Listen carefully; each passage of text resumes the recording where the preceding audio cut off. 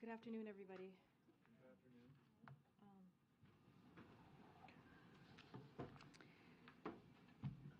The President was briefed this morning on the troubling reports that Evan Gershkovich has been detained in Russia. Last night, senior White House officials spoke directly with Mr. Gershkovich's employer, the Wall Street Journal. The State Department has also been in touch with the Wall Street Journal and his family on this matter. These espionage charges are ridiculous.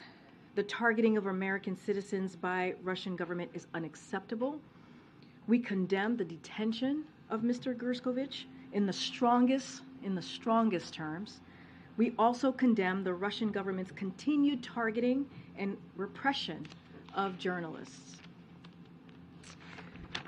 Embassy Moscow has engaged the Russian Ministry of Foreign Affairs on this matter in the seeking consular access. I want to strongly reiterate that Americans should heed the U.S. government's warning to not travel to Russia. U.S. citizens residing or traveling in Russia should depart immediately, as the State Department continues to advise. Now, it's been 3 days since the tragic school shooting in Nashville, and we've heard nothing from Republicans in Congress about what they will do to stop our kids from being murdered in our schools and in our communities. In fact, we've now heard a number of Republican members of Congress that they don't intend to do anything at all. And in North Carolina yesterday, the Republican-controlled state legislature didn't skip a beat in overriding Governor Cooper's veto on a dangerous bill that makes communities less safe. That's the opposite of common sense. And it is outrageous. As the President has said, we need Congress to act now. Doing nothing when guns are the leading killer of our kids in America is absolutely unacceptable. We need to pass an assault weapons ban, mandate universal background checks, require safe storage of guns, hold manufacturers accountable. These are just common sense policies with broad public support, and Republicans owe answers to the American people about why they won't protect our kids. They owe answers to the Nashville families who lost their 3 kids, the 9-year-olds. They owe answers to Uvalde, the parents of Uvalde, 19 kids. They owe answers to the people in Buffalo who, like every other American on a Saturday, went to the grocery store. They owe answers to them and their families, that community. Again, this is completely unacceptable, and we need to do everything that we can to protect our communities and to protect our kids. As you all know, tomorrow, the President and the First Lady will travel to Rolling Fork, Mississippi. They will visit with first responders, state and local officials, and communities impacted by the recent devastating storms. They'll survey recovery efforts and reaffirm their commitment to supporting the people of Mississippi as long as it takes. As you know, President Biden spoke with Mississippi Governor Tate Reeves and members of the Mississippi delegation over the weekend. The President also approved an expedited major disaster declaration for Mississippi and ordered federal funding be made available to support emergency response efforts. Secretary Mayorkas and FEMA Administrator Deanne Criswell were also on the ground over the weekend, and we'll certainly have more details on the trip before tomorrow. Finally, we are heartbroken over the tragic loss of 9 brave service members. Our hearts and our prayers go out to their families during this very difficult time, as well as those who served alongside them at Fort Campbell. The men and women of the 101st Airborne Division represent the best of our nation, and play a critical role in our security. We will always honor our commitments to our service members and their families, and we stand with all who are grieving in the wake of this terrible, truly terrible accident. And with that, Colleen, you want to kick us off? Sure. Karine, can you tell us any more about the negotiations to get the Wall Street Journal reporter out of Russia? So as you know, due to privacy concerns, we don't have much more to share at this time. We want to be very mindful of this. I know you guys have heard us say this before. So again, we just want to be really mindful. There is a process in place that the State Department is running. You just heard from my colleague, or might be still speaking at this time, at the State Department. And so again, we're just going to be very mindful. Okay. On another topic, on the Republican-led measure to end the COVID emergency, the White House had initially signaled opposition to the measure, prompting House Democrats again to oppose it, and then once it went to the Senate, the president said that he wouldn't oppose it. So I wondered, why is the White House signaling opposition again and then coming back around and changing minds? Should there be improved communications, particularly for House Democrats this is the second time now? So look, I'm going to do a little bit of a lay down because nothing has changed here. We have been very consistent on this process. So look, if the president was planning to veto this legislation, the SAP would have said so. That's how the SAPs work. That is incredibly consistent in that way. And certainly members of Congress know that. They understand how that works, how that process works as well. But that being said, the SAP was issued in January for 2 bills that would have lifted both the public health emergency and also the national emergency immediately, which, as you know, we oppose. We were very public about that. The bill that just passed would only lift the national emergency, which doesn't impact Title 42 or COVID authorities like for testing and for treatments. We are in a different place and time than we were in January, so that is something that you all know and have reported. We've been winding down authorities over the last 2 weeks, over the last 2 months, and the national emergency lifting just a few weeks before the public health one will not impact our efforts to 42, making sure that we do that process in an orderly way. Again, nothing has changed. We were very clear with the SAP that we put out back in January, and so we have been very consistent with how we use the SAP and how we move forward with it. Do you think somehow the House Democrats aren't getting the message, I guess? So is there better communication that needs to happen between the White House and the House? I'll say this, Colleen, we have been in regular touch and tracking this with the House and also the Senate leaders since we issued the SAP back in January. And that was, we've always been very clear with them as far as early as January. Look, the president's not going to veto a bill. It will say, if a president's going to veto a bill, we'll say it in the SAP. And that's how SAP works, and we've been very consistent in this past 2 years. I'm going to go ahead to Lucy. I just want to let you know we are thinking about your colleague, and clearly he's in our thoughts. And so I'm going to give you the second question. Thank you, Karine. Can you tell us anything about the president's reaction to the detention of Evan Gershkovich? And has the president engaged with state on next steps or reached out to the family at all? So I will tell you that, as you all know, as I mentioned in my statement, the president has been briefed. He learned about this during the presidential daily briefing with his national security team and advisors who normally provide the daily briefing. I don't have anything else to share outside of that. And are you concerned at all? Obviously, this is the first detention of a U.S. reporter on espionage charges in a very long time. Do you think this marks a turning point or a new low for the relationship with the U.S. and Russia? So look, we don't have any specific indication that journalists would be targeted. As we know, this is incredibly, sadly common for Russia to detain Americans, and that's why we've been very clear about Americans not going to Russia. It is not safe for Americans right now in Russia. It is a level 4. My colleague at the State Department spoke to this just moments ago. Again, we're going to continue, the State Department is going to continue to reiterate that. It is not safe at this time to be in Russia or to travel in Russia. Thank you.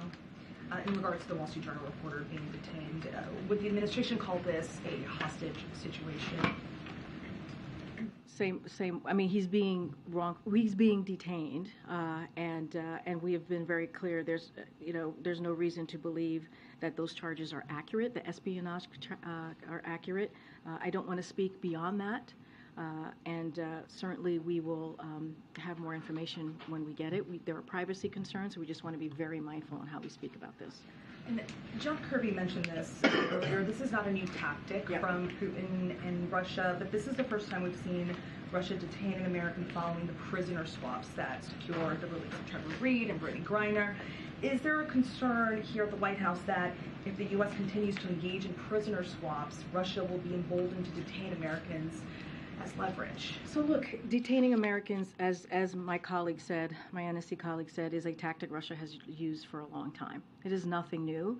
When you think about Paul Whelan, you think about Trevor Reed, they were taken prior to the prior administration, under the prior administration. And so, as you all know, we're still working very hard to bring Paul home. That is something that we are committed to. You heard that from the President. You heard that from the Secretary of State. You've heard that from my colleagues at NSC. And so right now, our best tool to prevent this is to make sure that we are discouraging anybody to travel to Russia, and we will continue to be clear about that. But again, this is a tactic that they have been using for some time now. Does this complicate Paul Whelan's situation? Look, as you know, those conversations are incredibly sensitive, and so we're going to be very mindful. We are still very much committed in bringing Paul home. He was wrongfully detained. We have been very clear about that, but not going to get into details on those conversations. Yep. And last one, is the administration reaching out to others for support? For instance, Governor Bill Richardson, who's been involved in other releases before.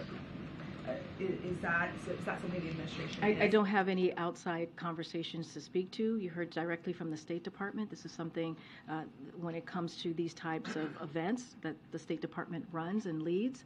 So I will, and also with our NSC team here, so I will leave it to them to speak to that. Thank you. Karine, is it the administration's view that this reporter is being wrongfully held, or is that still a determination that's in progress? So there's a process that the State Department runs, and we're going to let that process move forward. So I'm not going to get beyond that. Okay, and then another topic. Do you have any response to the article that was written by Senator Joe Manchin, where he particularly the conclusion that he made that the administration is improperly putting the Inflation Reduction Act measures into place right now? So let me just first say we have a respectful, a productive relationship with Senator Joe Manchin, and we are very proud of the Inflation Reduction Act and our shared goals and values that the President signed into law, as you know, this past summer, and a couple of things that we are incredibly proud of: promoting America's energy security, strengthening supply chains, creating good-paying manufacturing jobs, and investing in energy communities and towns across America that have been left behind. You hear the President talk about building an economy from the bottom up, the middle out, and making sure no one is left behind. This is what the Inflation Reduction Act shows and proves. And so we're going to continue to work with Senator Manchin on those shared priorities and values, including reducing the deficit and the permitting reform, which are both part of the President's budget. Again, we are very proud of the work that we've been able to do with the Senator, and I'll leave it there. And finally, do you have any reaction to the federal judge striking down part of Obamacare, in particular the part about providing certain preventative care to people? Yeah, a couple of things. We do have some things that we want to put out there. DOJ and HHS are reviewing the decision made by the judge in Texas earlier today. But we want to be very clear. This case is yet another attack on the Affordable Care Act, which has been the law of the land for 13 years now. 13 years. In fact, as all of you guys know, the Supreme Court has upheld the legality of the ACA 3 times. They've had to do that 3 times in those past 13 years. And because of the ACA, you see 150 million Americans have access to preventative care like cancer and heart disease screenings. 60% of people use a preventive care service under the ACA every year. That's 60% of Americans across the country. Preventive care saves lives, it saves families money, and protects and improves our health. This case gets between patients and their doctors. That's what it gets. It gets involved in a decision that patients and their doctors should be making. It's yet another attack on the ability of Americans to make their own health care choices. Efforts to undermine this requirement are wrong, and they take us backwards, not forwards. So the administration will continue to fight to improve health care and make it more affordable for working families, even in the face of these attacks by these special interest groups that we see out there. Go ahead, Phil. Hey, Karine, just one on what happened with Russia and then one on banking. But the first one, can you give any sense of when the administration was first informed that this happened, and then also what the timeline was for the first time you guys reached out to your counterparts in Russia to flag this as an issue as you pushed for consular access? So I don't have a specific timeline for you at this time. I can tell you that the president was briefed on this during his presidential daily briefing this morning. Besides that, don't have any specific breakdown on when the counterparts, when the State Department or NSC connected with their counterpart. But look, this is a priority for this administration. Regardless of whether someone has received a wrongful detention designation, the State Department seeks consular access for all Americans held abroad, and that's what we're waiting to do. That's what we're fighting for, to get that consular representation for Evan at this time. And then on the bank regulatory proposals of the president directed towards the banking agencies today, it was made repeatedly clear that you guys, the agencies had the authority under law to implement those without any congressional legislation. If that's the case, and if you're attacking the former administration for rolling it back, why did it take until a crisis to decide that these are things that need to be done? Let me just say, unfortunately, the Trump administration regulators weaken many important common sense requirements and supervision for regional banks, like Silicon Valley Bank and Signature Bank, whose recent failures led to that. We have experts out there who have said those rollbacks were a cause of the recent bank failures. That's what we're hearing from experts out there themselves. So just want to be very clear. It's not just us who are saying that. That's what the experts as well are saying. So today, the president is urging the banking regulators to consider reforms that will reduce the risk of future banking crises, stronger liquidity and capital requirements, annual stress tests, living wills, and stronger supervision. So again, because of what we saw done by the Trump administration back in 2018, remember what happened in 2008 and what the Obama-Biden administration were able to do. They were able to strengthen some of those requirements, make it stronger, and the Trump administration rolled that back. And experts themselves say that because of those rollbacks that we saw in the Trump administration, it led to these recent failures. I understand that, but experts were saying that before the Silicon Valley issues as well, that this was potentially problematic, and you guys have been in office for more than 2 years. Why did you wait until now to send these suggestions? So a couple of things. Look, the Trump nominees had the supervision portfolio at the Fed for much of those past 2 years. So that's one reason. The second reason is the Fed Vice Chair Barr only arrived in July of 2022. That's another part of that. But I'm glad folks agree with the regulations and supervisions that need to be strengthened. That's what we need to see, and that's what the president has asked the bank regulators to do, and the Treasury Department, and that's what we're seeing today. And so the president is committed to make sure that we keep our banks resilient, and that's what you're seeing today.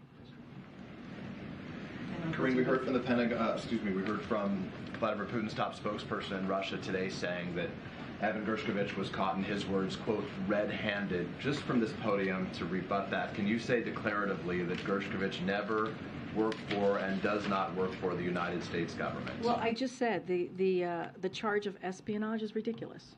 We cannot. That is not accurate, and we find that incredibly ridiculous. And so we're going to be very clear about that. This is something that Russia has done all the time, many times before, right? Which is, has he ever worked for the United States government, or does he right now in any form, even to put it to bed? What I can say is the charges against him are ridiculous. We have been very clear about that. I'm not going to get into more specifics. We've been very clear in my topper, I was very clear in my statement that those are ridiculous and they're not accurate.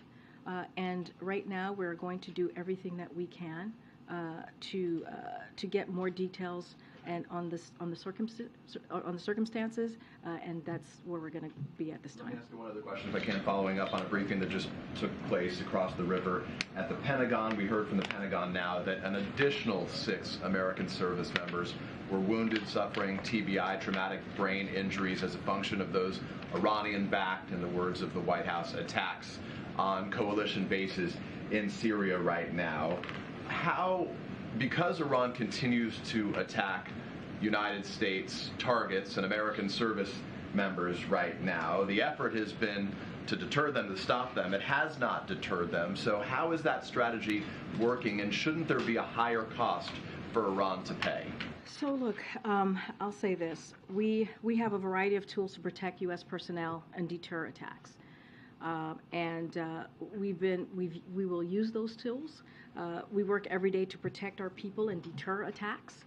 President Biden has taken a deliberate approach using a variety of tools to reduce risk to our personnel and make clear that we will hold anyone who attacks us responsible.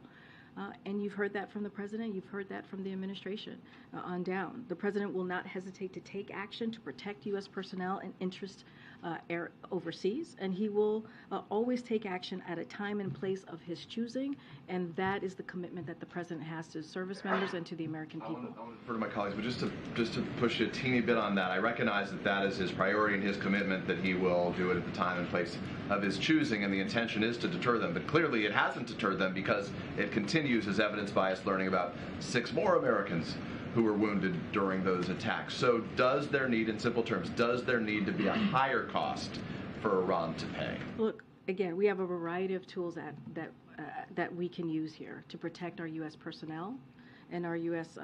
and our U.S. Service members, and we're going to use them, and that's what we're going to do to deter these attacks. And so I will leave it there. We'll not get into specifics. Thanks, Karine. I wanted to ask why the Biden administration wants the FDIC to spare community banks from the special assessment to cover, the insurance deposits for Silicon Valley and signature banks. I mean, the default is that all banks pay. Why not broaden the base? So I just want to. Are you asking about a particular bank, in a particular bank here? No, I mean, the Biden administration earlier was talking about the FDIC sparing community banks from the special assessment to cover the cost of insuring deposits at Silicon Valley and signature banks. Since the default generally is that all banks will pay to broaden the base, the FDIC does have some discretion, I understand. But I wanted to understand why is the administration encouraging that? So I'll say this. Look, the DIF has more than enough to cover, right? Any Silicon Valley Bank and Signature Bank deposits that cannot be paid using funds from the banks or the sale of their assets. And the FDIC has said any losses that the DIF will be recovered by a special assessment on the banks, not the taxpayers. We think it's important to make sure that these community banks, these regional banks, are also put in a strong place and are also resilient as well. And so I'm going to leave it there. I'm not going to go into specifics onto what the FDIC is doing. That is something for them to make that decision. As you know, DIF is an important insurance fund that the big banks pay into, but I'm not going to get into specifics to their process. On immigration, if I may, Title 42 is coming, or the end of Title 42 is a few weeks away. A few months ago, before announcing some of the asylum changes, the administration was warning that illegal crossings could climb up to about 13,000 a day. Do those numbers or those concerns for those kind of numbers still stand? Or does the administration feel that with some of the changes involved that you guys have this under control? So one of the things that I talked about very recently is how the policies that the president has put forth recently are working. If you think about the parolee program, you think about Venezuela, Nicaragua, Haiti, and Cuba, it's down by more than 97%. And it's down by 70% for El Salvador, Guatemala, and Honduras. So what we're seeing is the president is using the tools that have been presented to him that he's able to use from the executive level without the help of Congress, Republicans in Congress who have gotten in the way and have not helped at all to deal with this issue. The program that he's put forth, we see them working. The data shows that. Now, is there more work to be done? Absolutely. That's why we are always asking Congress to act. The president, again, put forth a comprehensive immigration reform on day one. That's how seriously he took this issue, and they refused to come to the table. So there's a way to move forward and really deal with this issue, but Republicans in Congress refuse to do that. But again, the programs that we have put forth are working. And now we are moving forward, and DHS is moving a process forward to what it would look like once Title 42 is lifted. Just simply, does the administration feel prepared for the end of Title 42? Well, that is what DHS is working on. That is what their processes are going to show and be. As you know, it's going to be lifted on May 11th, and that is something that the president is looking towards DHS to make sure that we're ready to go by May 11th. Can I please follow up on that? Thanks, Karine. On Evan Gershkovich, has he been designated as wrongfully detained, and is Roger Carstens working on his case? So, first of all, there's a process that the State Department is running. We got to let that process go. My colleague at the State Department spoke to this already moments ago, so we got to let that process. We have to make sure that we get the information. The most important thing at this moment is to get a counselor to Evan, and that's what we're working on. There's actually a big push by the Foley Foundation and families of other detainees, those who believe their family members have been wrongfully detained abroad, for the Levinson Act to be reformed on Capitol Hill, to provide it with more resources, and for wrongful detainees to be designated more quickly. Is that something the administration supports? I don't have anything to share about the Levinson Act. What I can say is, and I said this moments ago, regardless of whether someone has received a wrongfully detention designation, the State Department it seeks counselor access for all Americans who are held abroad. That is a commitment that you will see from the State Department, and that is a commitment that you'll see from this president. And that's what we're working on right now for Evan. Yeah. Thanks, Karine. Two questions. First, related to the president's trip to Mississippi. Rolling Fork is a city that is predominantly black, and the median income is $38,000. There are many communities like Rolling Fork that are, susceptible to these type of natural disasters caused by climate change. What does the administration say to these type of communities who are concerned that they could see the same type of devastation that we saw in Rolling Fork? So, look, we've been very clear. Our hearts go out to those families who lost so much. As we all know, it is unfortunately, one of the poorest areas in the country. And that is something that the president understands and that his administration understands. And I think it is important to also note that that's why the president's economic agenda is so important. That's why the president has been very clear on how he sees this economy growing, making sure we don't leave communities like Rolling Fork behind. And you see that in every policy that the president has been piece of legislation that he's been able to get passed, that it does not leave anybody behind. It invests in communities like Rolling Fork, and invests in making sure that we are creating good paying jobs. And that's what you're going to hear, especially as we talk about the Invest in America tour. That's what you're going to hear from our secretaries across the administration who are traveling this week and the next 3 weeks. That's what you're going to hear from the president, the vice president, the first lady. And we're going to make it really clear. This is how we're going to invest in America. This is how we're going to invest in communities like Rolling Fork.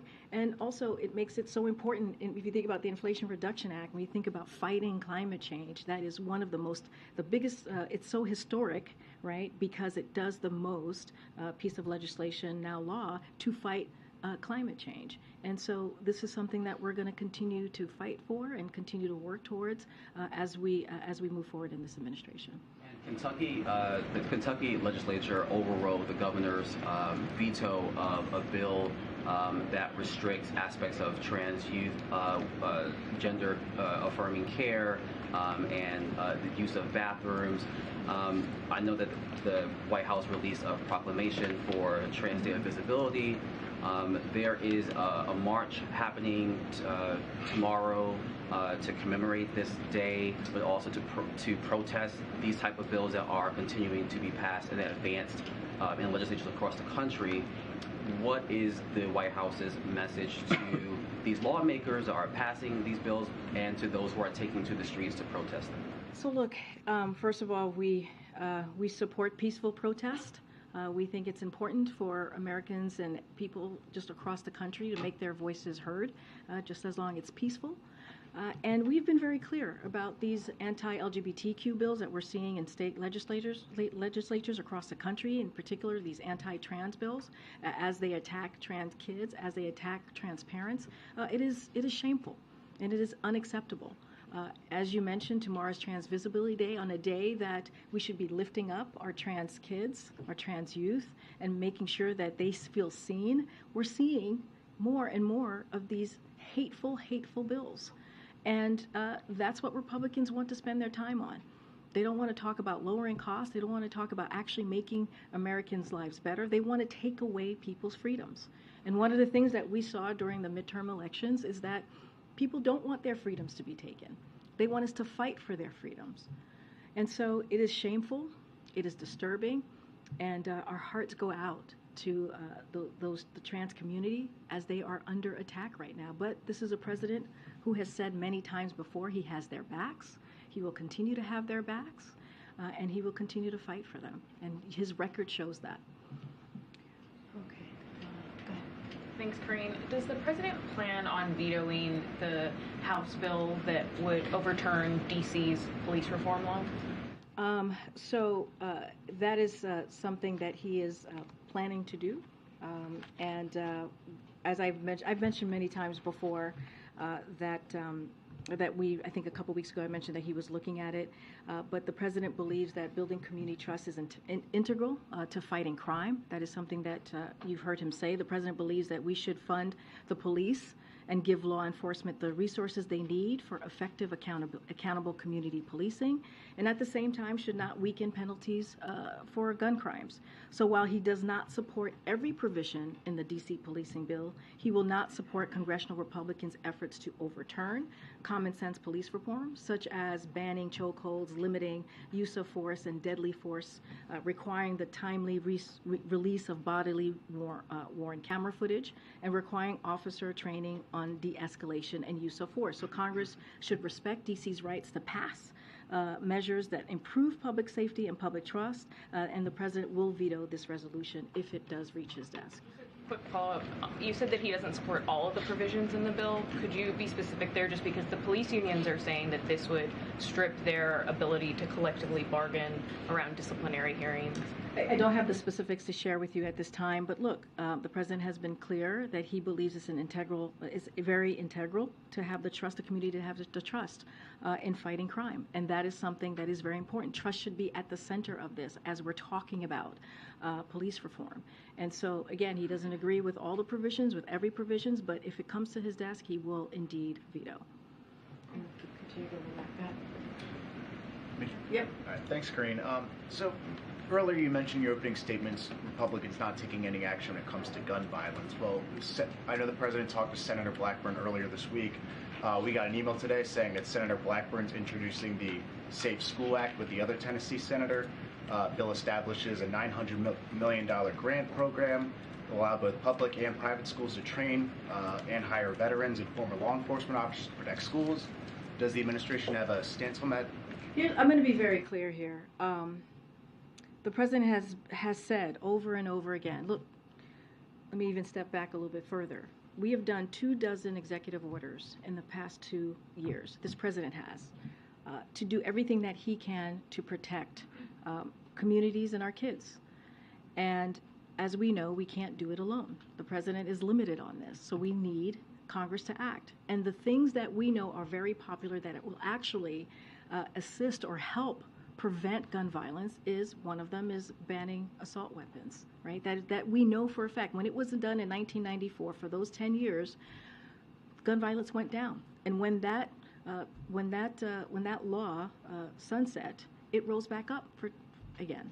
So we know what works, and that's why we've been calling. The president has been calling for the assault weapons ban, and this is something that Republicans won't move on.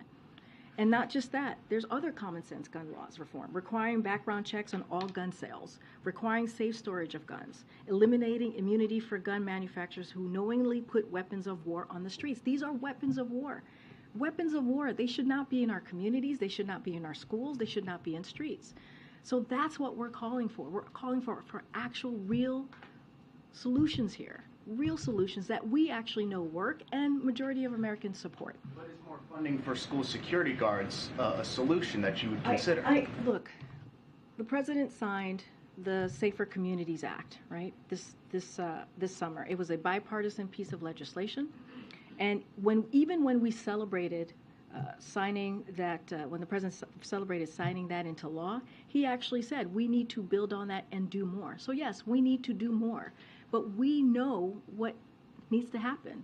Banning assault weapons is one of the clearest ways. That's what the data shows us, that we can get weapons of war off the streets, and that's what we're asking for. Go ahead, Ariel. You just said that the majority of Americans support banning assault weapons, but like the most recent polls are not very clear about that. There are even polls saying that a majority of Americans actually oppose assault weapons, and there is a gun culture in this country that is unique in the developed world. So what makes the president so confident that he can make the case that these weapons of war, as you say, don't belong in civilian hands? Because it's the president's, he believes as president, he needs to do everything that he can to keep communities safe. He needs to do everything that he can to keep our kids safe. And we actually know what works. And what I just listed out are actually popular. These are things that Americans want to see. We've seen that poll after poll after poll. And not only that, you actually see some gun owners who want to see some common sense gun reform. We've seen that in polling as well. And so, look, we believe, the president believes that we have to do everything that we can to stop this epidemic that we're seeing in our streets, to stop this epidemic that we're seeing in our schools, to stop this epidemic that we're seeing in our churches. And this is one way that multiple ways that we feel that we can get to a place where we're keeping that promise and keeping Americans safe. So earlier this week, Reuters reported that the administration has become increasingly frustrated with Mexico in a dispute over energy trade. Reuters reported that USTR is planning on making a final deal. Is the U.S. prepared to use tariffs if Mexico won't budge? I don't have anything to share on that. I'm not gonna comment on.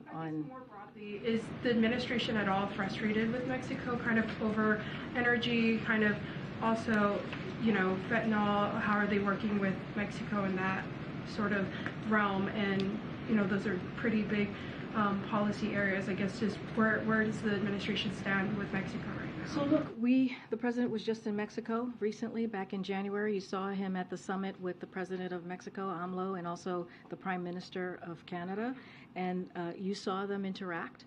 They had a very, productive meeting, a productive summit, and Mexico is one of our closest allies. There are things that we're going to agree on, and there are things that we're going to disagree on. I don't have anything more to share on those specific items. What I can say is that, again, they are one of our closest allies, and we will continue to have a close relationship. Thanks, Karine. Yesterday we saw the First Lady in Nashville attending a vigil in the community that just saw this shooting take place. Does the president intend to also go to the community to meet with families and pay his respects?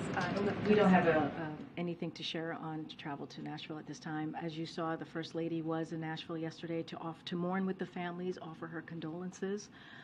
She thought it was important to go and to be there with the family. This is something that she and the president has done far too often in the first 2 years. And the message that she sent, that we sent clearly to Nashville, is that we will be with them today, tomorrow, and the upcoming weeks. We know how difficult it is when a community deals with that type of devastation, gun violence devastation, and you never fully recover. And we will be with them for as long as it takes. Speaker McCarthy also spoke with reporters on Capitol Hill about the shooting, and he said there needs to be a conversation on mental health, and that he doesn't think a piece of legislation would solve this.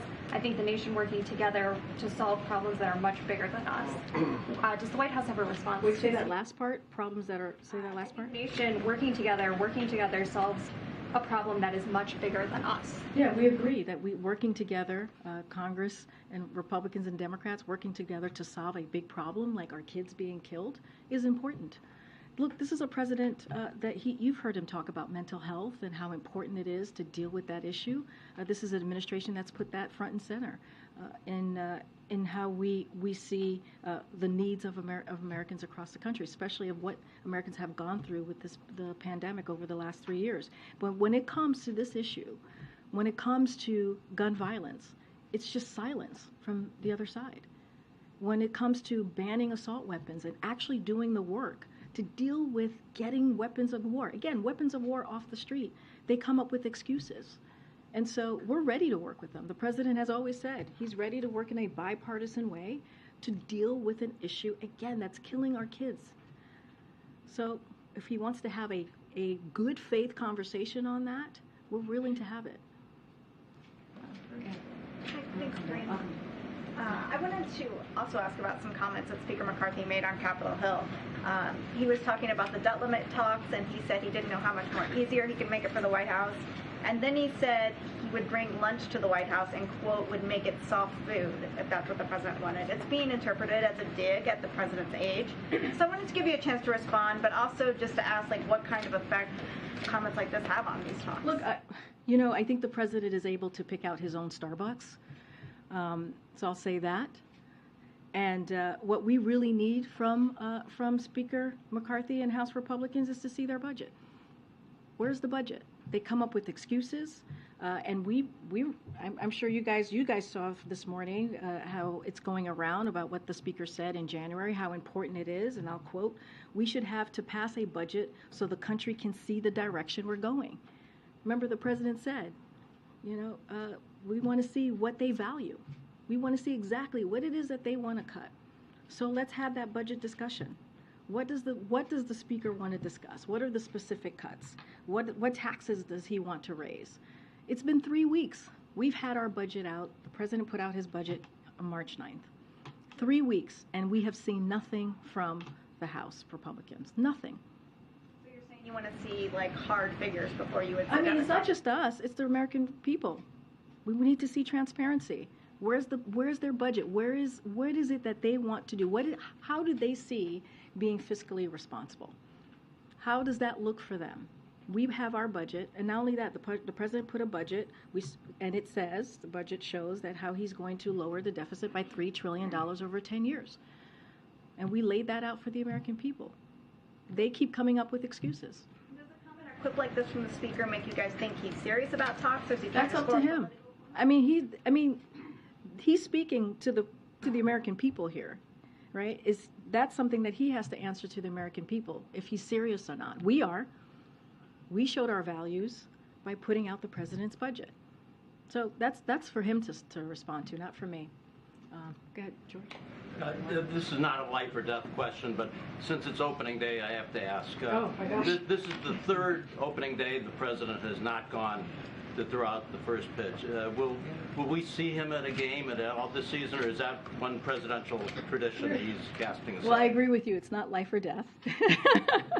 I don't have anything to preview or announce from here about that particular question. Okay, go ahead. Thank you. On artificial intelligence, 1,000 of the world's smartest people are saying that AI can pose profound risks to society and humanity. They want you guys to regulate it. Will you? You're talking about the letter that was released yesterday. So, look, it highlights a number of challenges addressed directly in the administration's blueprint for an AI Bill of Rights, which was released last October, as I'm sure you've been following, Peter. It includes principles and practices AI creators can use to ensure protections related to safety, civil rights, civil liberties, are integrated into AI systems from start to finish. Right now, there's a comprehensive process that is underway to ensure a cohesive federal government approach to AI-related risk and opportunities, including how to ensure that AI innovation and deployment proceeds with appropriate prudence and safety foremost in mind. And so I don't have anything to announce at this point, at this time, but there is a comprehensive process in place. So, announcements aside, there is now there's an expert from the Machine Intelligence Research Institute who says that if there is not an indefinite pause on AI development, this is a quote, literally everyone on Earth will die. Would you agree that does not sound good? Your delivery, Peter, is quite something. It sounds crazy, but is it? All I can say is that there's a comprehensive process in place. We put out a blueprint back in October, as you know. I don't have anything to share. We have seen the letter. We understand what their concerns are. Again, a comprehensive process. We'll let that flow. So, is President Biden worried that artificial intelligence could become self-aware? Look, there's a comprehensive process. We are taking this very seriously. We put our blueprint out back in October. I just don't want to get ahead of our findings and what that's going to look like. But it is a cohesive federal government approach to AI-related risks, as you just laid out in a very dramatic way. But clearly, is there anything more dramatic? I mean, you just read it. Literally, everyone on Earth will die. Pretty dramatic. Pretty dramatic. We're going to move on. But thank you, Peter. Thank you for the drama. Go ahead. About Evan, sorry, a little more serious topic. You've said that you're pressing for consular access. I assume that means it hasn't been granted yet, and no one from the U.S. government has been able to get So I'm just not going to get into any specifics from here. All I can say, it is our commitment to any American who is someone who has received or not, who have not received wrongfully detention designation. That's what we're going to fight for. That is the thing that we're going to fight for, and make sure that they have a counselor. Of course, but just the language from here in the State Department has been that you're seeking it, so that the assumption would be that you haven't gotten it. Well, I'm just going to leave it to what you've heard from me, what you've heard from the State Department. I'm just going to leave it there. Have you summoned the Russian ambassador in for discussions? Don't have anything to share on that. And you were asked this a little bit earlier, but I just want to clarify. The White House is not concerned that the Brittany Griner swap made Americans in Russia a more appealing target for the Kremlin. Look, we want to be very careful here. We do not want to politicize this. This is not about politics here. As I said earlier, detaining Americans is a Russian tactic that they have used for some time now. And I mentioned this earlier as well to one of your colleagues. Paul Whelan and Trevor Reed were taken under the prior administration. And as you all know, we're working very hard to get Paul home. We are committed to getting Paul home. And our best tool right now is to protect Americans is prevention. That's why we've also been clear about not traveling to Russia and to leave Russia if you are currently an American and you're currently there. Russia is not a safe place for Americans. The State Department just also earlier said if there are Americans in Russia who want to leave, the State Department will assist in them leaving the country. And so that's what we're going to focus on, is prevention. And we should not be politicizing what is currently happening to Evan.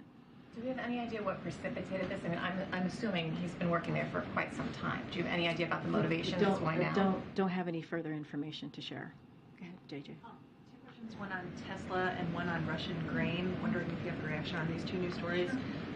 Some new reporting from us that Tesla is looking to build an EV plant in the U.S. and its plans include a Chinese battery company. Any reaction on that one? I have not seen that reporting. I would have to check in with the team before I can respond.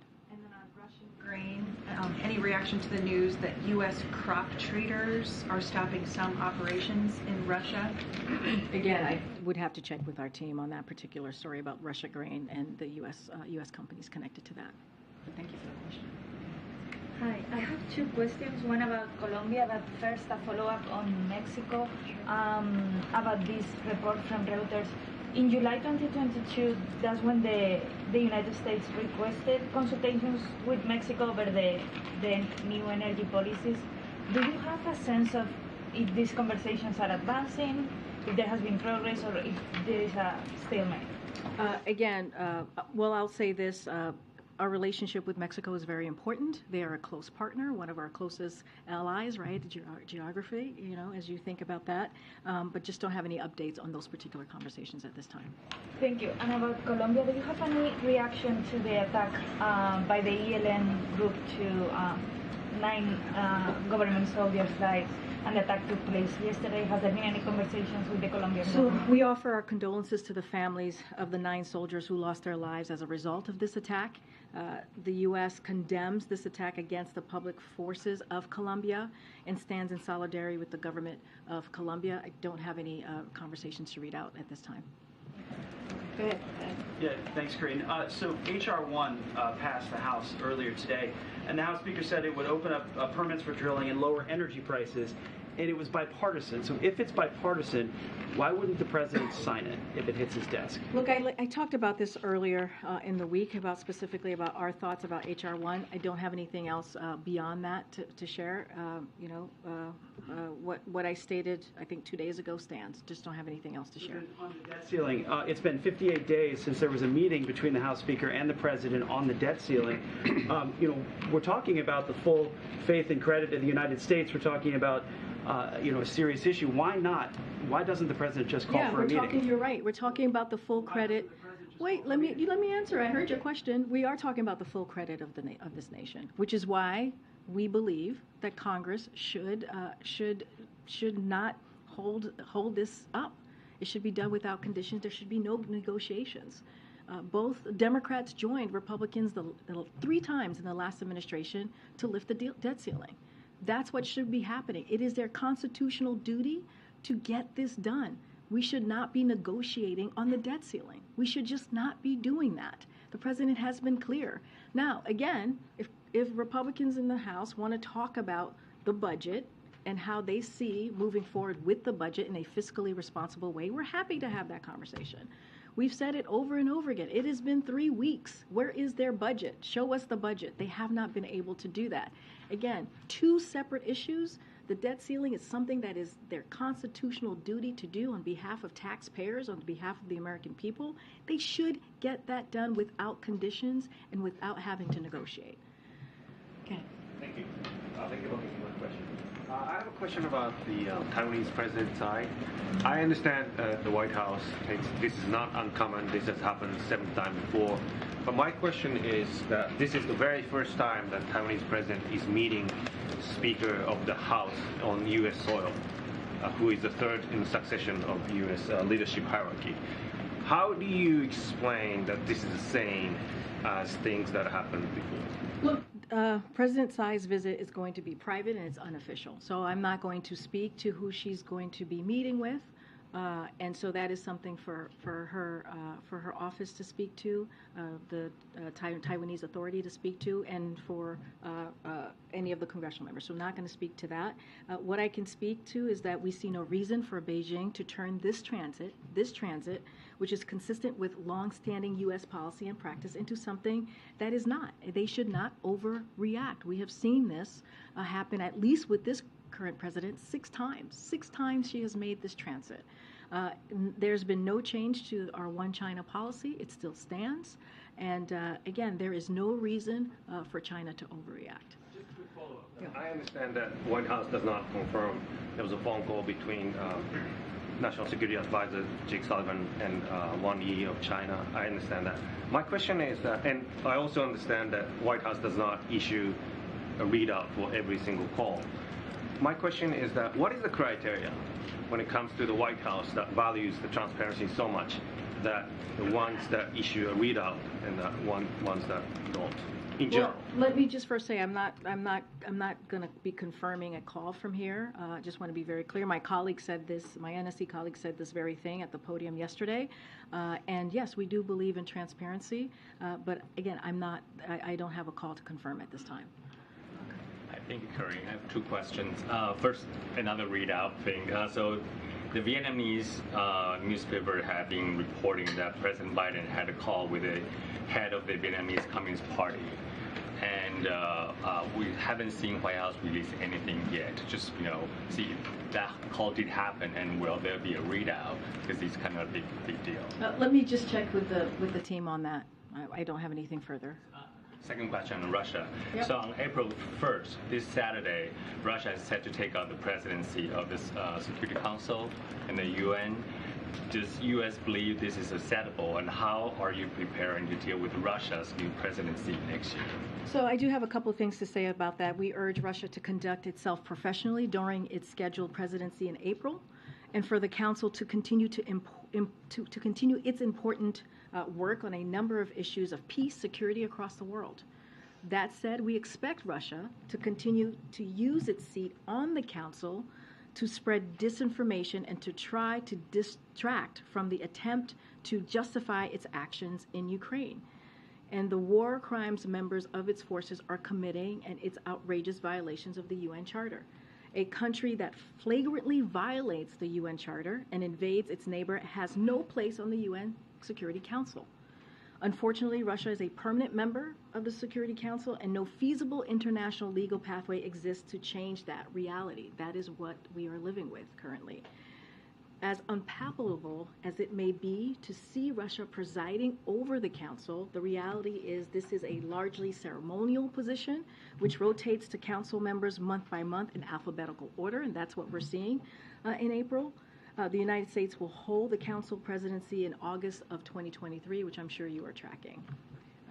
Let's try and call out somebody I haven't called on before. Oh, one more? Okay, straight in the middle. Go ahead. Thanks, great. Thank you. Oh, weird. Oh. Thank you, Karine. You guys decide. Thank you, Karine. The President did express great happiness about the release of Paul Rusesabagina from Rwanda. Does he plan to meet with the hero of Hotel Rwanda, now just released from prison, at the White House anytime in the next 2 weeks? So don't have a meeting to preview or to announce at this time, but we were to your point, we were very satisfied with the release, but don't have anything to share about a meeting, an upcoming meeting with the President. Did the President play any significant role in this in talking to President Kagame? I won't have anything to share about the process and the specifics of his release at this time. Okay, thanks everybody. Have a great weekend.